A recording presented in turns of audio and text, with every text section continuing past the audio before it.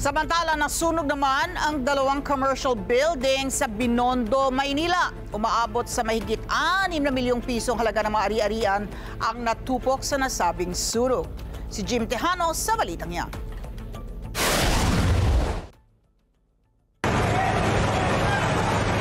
Mag-aalas 8 kagabi na sumiklab ang sunog sa barangay 295 Gandara Street, corner Soler, Binondo, Manila. Agad itong itinaas sa ikalawang alarma. Dakong alas 7:59 ng gabi.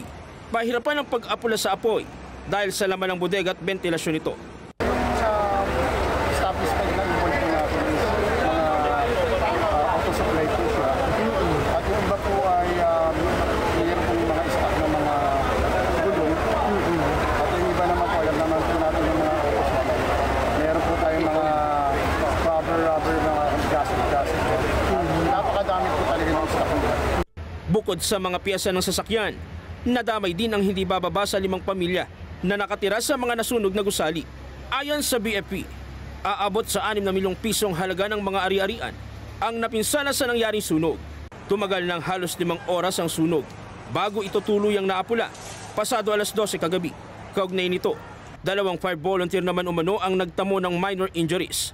Nagsasagawa na ng investigasyon ng otoridad kung may sapat na mga dokumento ang dalawang gusali tulad ng Fire Safety Inspection Certificate para makapag-operate. We will going to get ashes and debris or electrical wirings for laboratory examination. Dadalhin po namin ito sa aming national office for examination para po malaman po natin kung tama po ba yung mga sinasabing nakakakaon.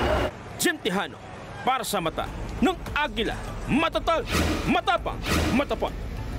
Maraming salamat sa inyo pong pagsubaybay sa Mata ng Agila Primetime. Para malaman ang matatag, matapang at matapat na mga balita, i-follow lamang at mag-subscribe sa @Net25 TV.